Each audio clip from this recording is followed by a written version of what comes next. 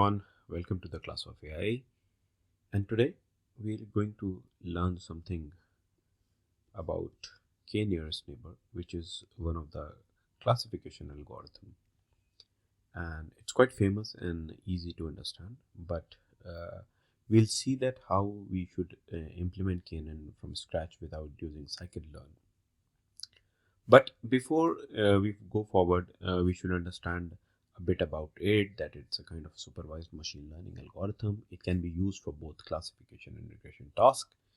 And in KNN, generally what is said in KNN that KNN is an instance-based algorithm. So what you need is a kind of a training data and a test data which you want to classify. So here you don't need training, so we generally work upon the training instance, the test instance which we are going to classify.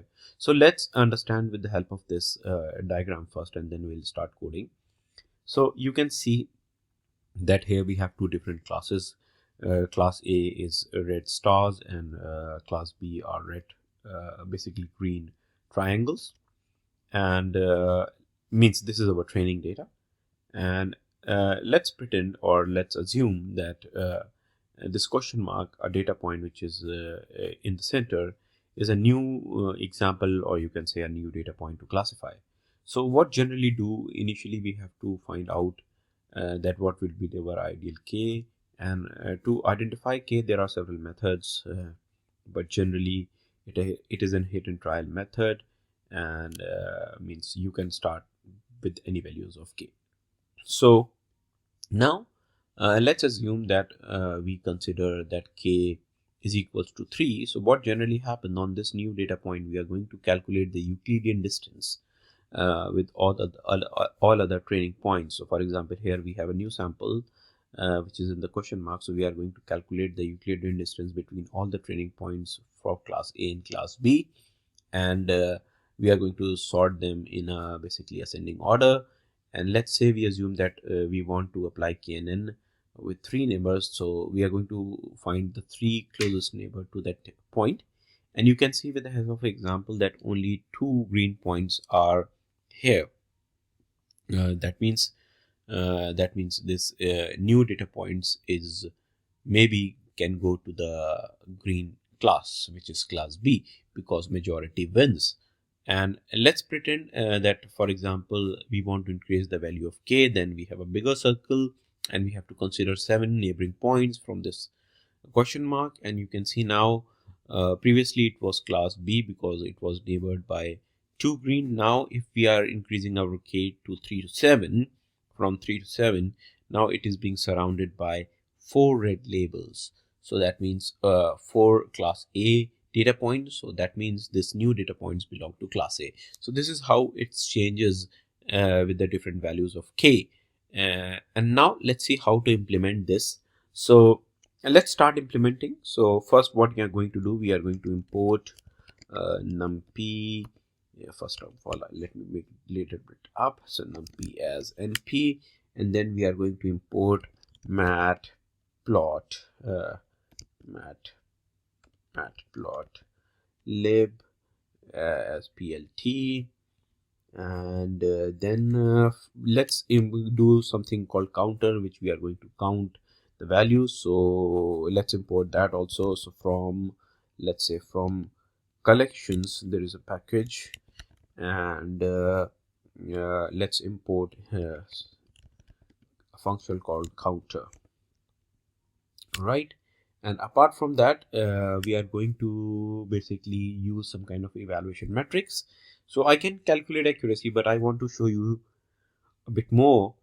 So I'm going to import something from scikit-learn. So let's say from sklearn dot metrics,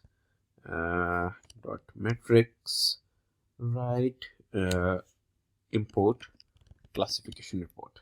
So let's do classification report. Yeah, so these are a few packages which we are going to use. We are not going to use scikit-learn for implementing KNN, which we are going to do basically by coding. Now let's do something which is called generate. Let's first generate our data set, right? So to generate what we have to do, we have to basically, if we want to reproduce the results, so we have to basically set the seed. So let's say np.random np.random and dot seed and let's fix that seed to value 0. Now we are going to create our inputs, which are, you can all say, core variates. So np dot random, and how many, a means random dot ran, and then we have to define that what will be basically the size of it. So 100 data points we want to generate in 2 different columns, and let's basically, because it will be generated between some values between 0 and 1, so what we are going to do, we are going to multiply it with 10 just to make it slightly bigger in values, right? And let's generate their means values of y also. So let me first not say it in capital, let's make it small letters, and now let's say np dot random, right? And then we have to use a function called choice, sorry, my mistake, choice. And then we are going to have a choice between 0 and 1, and again we have to do its size, and it's going to be a balanced, because we have created 100 data points, so we have to define the size. So now let's see that what's the data being generated. So let's say print x first of all, just to see, right, that what is being generated. So oops, np haven't ran this function, so let me run this all, and now see what's happening over here. So it's my spelling mistake, it should be random both, right? So let's make it random, and you can see we have 100 data points in an array, numpy array, and previously the values were in between 0 and 1. So when I multiplied, so they all are going to between 0 to 10.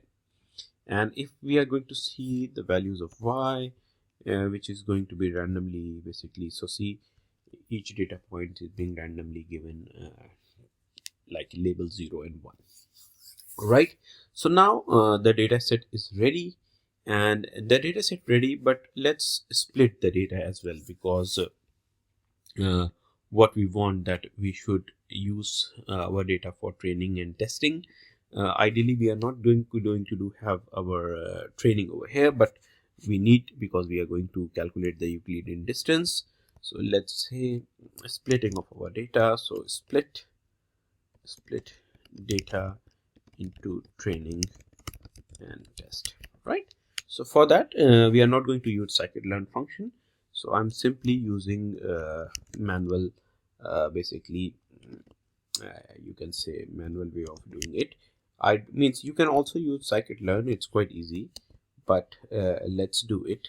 So what I'm going to do, I'm going to use first 100 values of x basically to which will coming into my training set, and last basically values after 80 to 100, it's going to be in the test set, right? So see, and then what we are going to do, we have to similarly do same job for labels as well. So y train comma y test equals to y, and then let's copy the same thing from here. Hope I'm not making any mistake. Oh, I made a mistake, because x is not, it's not capital X, it's small x. So let's do it, and let's split our data. So data is being split. Now if you drop your cursor over here, you can see it has an array. It's basically a ND array of 80,2, because there are 2 columns, and it's going to have oh, my mistake again. So this colon should go back, right? This is how we should debug, because we want values starting from index 80 to end, right? So let's do it again.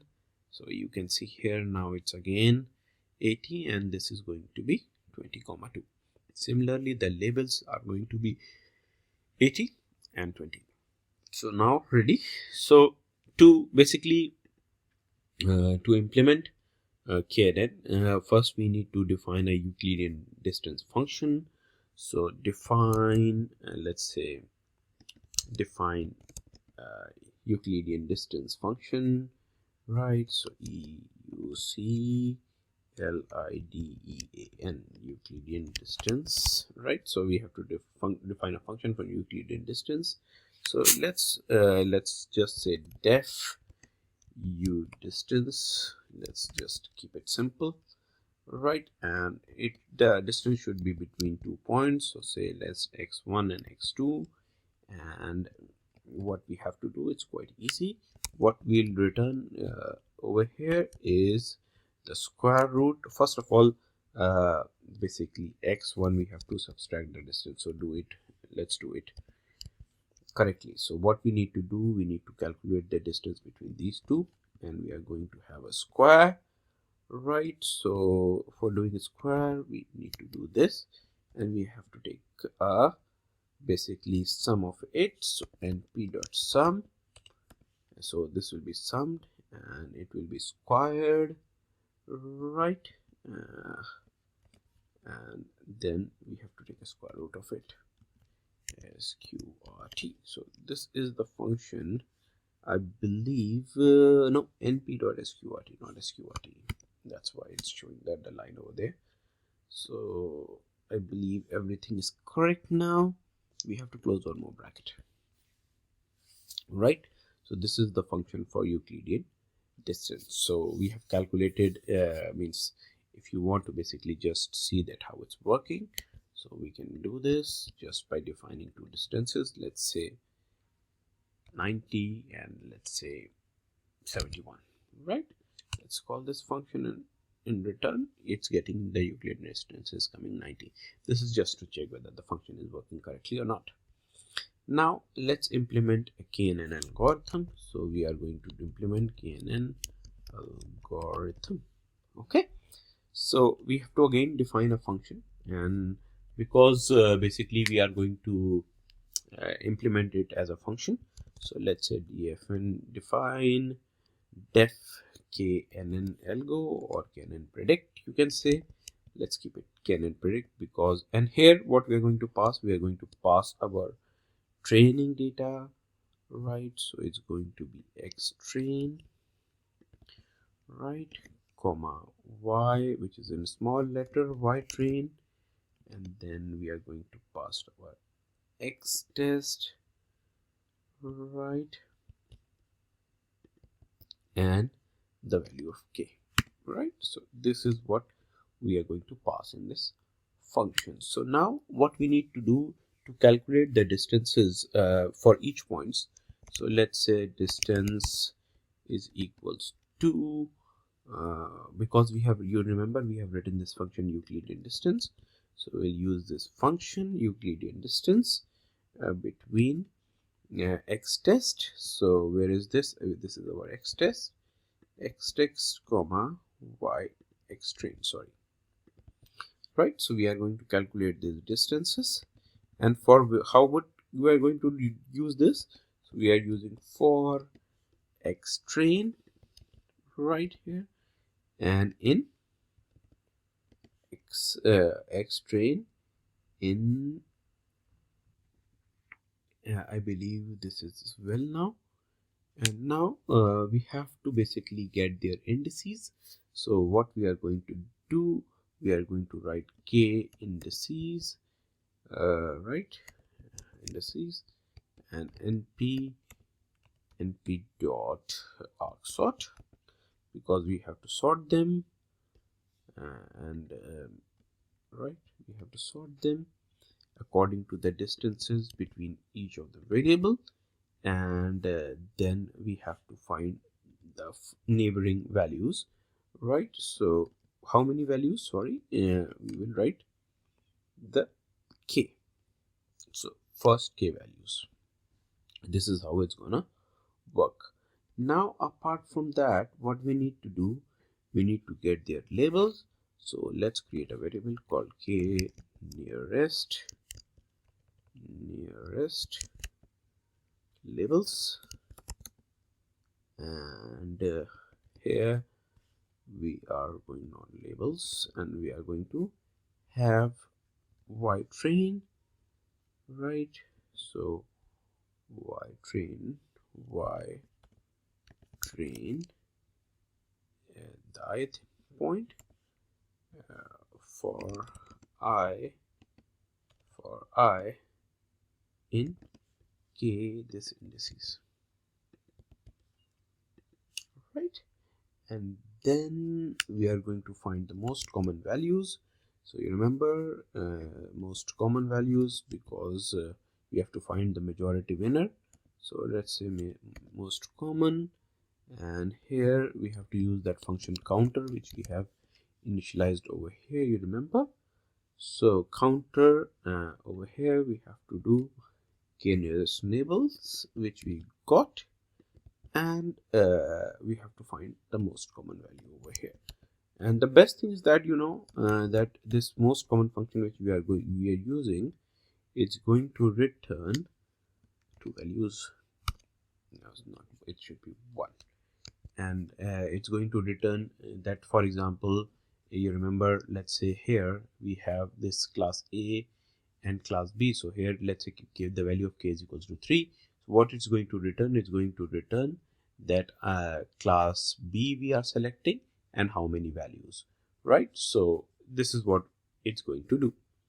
Now to return the function, what it will do, it will return most common, and it will return, so we have to return two first of their things. So we'll write 0 and 0. Now let's run this function. I hope it's correct. We are going to check now. So let's use the prediction for test data. So write prediction for test data, and what we are gonna do, we are gonna basically predict each of the variable. So how we're gonna do, so let's basically create a variable called ypred, where we are going to store our prediction values, and in this we are going to call this function KNN pred. And in this KNN pred, what we have to pass, we have to pass different arguments, and our argument is going to be xtrain, which we are going to copy from here. Then we need ytrain, which is we're going to copy from here. There's corresponding labels. We have defined the function like that. Xtext, which is coming from here, right? The value of k, let's say we keep k is equals to 3. All right, and for each variable we are going to do for each point in the test set. So let's create small this in this set basically, which we are going to have it. But the point is this we need to pass it here as well. It's not going to be the capital, because value we are going to fetch each data point from this test set, which will come here and which will be passed into this function to run. Now let's say it's running perfectly fine, and if we basically print that value, let's see what the labels are predicting. So let's say, oh, it's predicting correct 0101, something like that. Now to see that how well we did, so we have to write a function for classification report. So we will print, so classification report, right? You remember we have imported a function over here called classification report. So we will simply write very easily over here, print classification report, and here we have to pass this ypred ytest basically. And where is our ytest? To avoid any mistake, let's make copies from here. So true values and predicted values. So now see, okay, so what we got here, so accuracy, because it's a balanced classification problem, because our data is equally distributed. So what we need to look, we need to look for the accuracy, and our accuracy is coming 35. That means out of 20, only 7 points are correctly classified.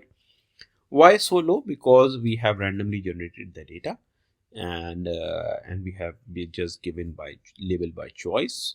So it's not that bad. Means my main motivation was to show you that how to implement it. Other thing which we can see that when we have basically distributed our when we have divided our test data in the test set, we have equal number of supports. So in test set 0 class 0 samples are 10 and class 1 samples are also 10. And if you want to basically see the precision and recall, you can see that means yeah. So their weighted accuracy and weighted average and everything you can see. So means I generally previously I used to do classification accuracy, but now if you want to see a better metrics, classification report is much better thing, right? So this is what KNN is, and if you like the video, please comment, and means if you want to provide any feedback, this code will be available on my GitHub, on the Class of AI GitHub. So means feel free to have a look. Thank you so much, guys.